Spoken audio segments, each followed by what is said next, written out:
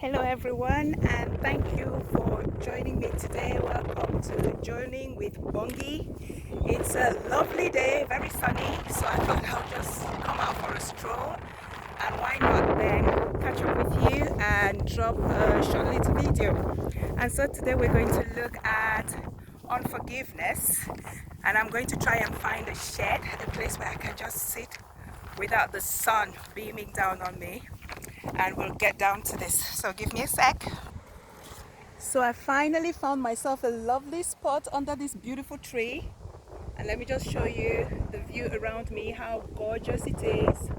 Lovely, quiet, sunny park. Yep. So let's just get straight into it. And I'm going to start with a quote that I heard from Father Andrew Ngah recently when he was doing a talk on forgiveness, and he repeated several times, forgive immediately, spontaneously and joyfully.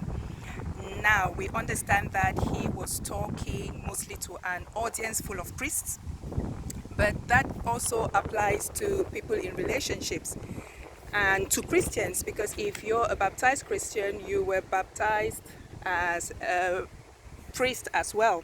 You were made priest and prophet. But then it can be challenging, because sometimes we wonder, what can we or can't we forgive? And yet we are asked to forgive everything as many times as possible. So the problem people generally have, especially in relationships when it comes to forgiving, is, I'm going to quote Father Jos from the Divine UK.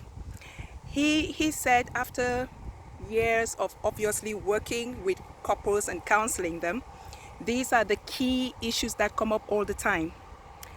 The tongue, the wrong use of the tongue. You might say something that hurts your partner very badly, to a point where they find it really difficult to forgive. Holding grudges for too long. Pride can also be a reason for someone not wanting to forgive, and always forgiving can also be a reason. So maybe you're someone who is always forgiving someone for your partner for always doing the same thing repeatedly, and at some point you just give up.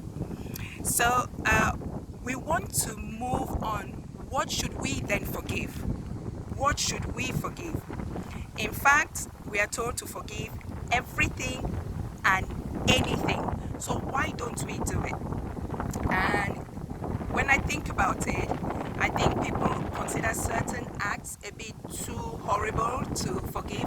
And sometimes they think if someone did something intentionally and deliberately, they shouldn't be forgiven. Sometimes it's just a case of deception. It could be murder, it could be betrayal, it could be arrogance or abuse.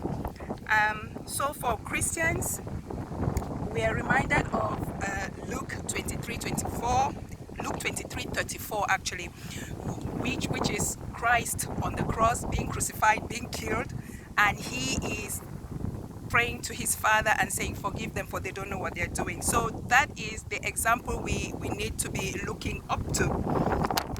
So as challenging as that can be sometimes, I've got like 5 questions that I just want to ask anyone who is watching this. I want to give you 5 scenarios. So take, for instance, you have a good friend of yours who gossips about you and spreads this really bad rumor concerning you, and you feel this sense of betrayal. Would you forgive them? Example number 2, your spouse is repeatedly disrespectful and maybe unfaithful to you, and sometimes verbally and physically abusive to you.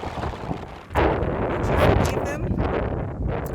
The 3rd scenario, say a man attacks and kills your teenage son for no good reason. Would you forgive them? The 4th one, your wife kills your 5-year-old son because you left her and married someone else, and in the process you failed to pay child support, but always hassled her about wanting to see the child, something she didn't want to, and then you filed for full custody. So those are her reasons. Would you forgive her?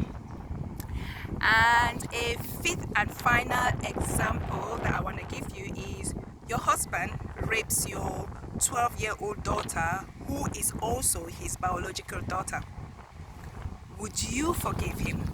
So these are 5 scenarios that I wanted us to look at when we're discussing unforgiveness in relationships. Are you now kind of thinking, these sound worse than the issues that I'm going through in a relationship? Or are you kind of thinking, how can it be possible for someone to forgive any of these? So these are the scenarios I'm going to leave you with today, because I don't want this video to be too long.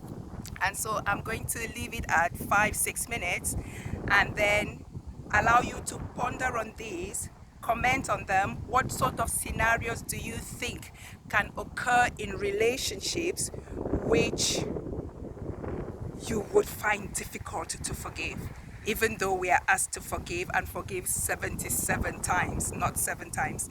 All right, thank you. God bless you. Be thankful, be happy, and keep smiling.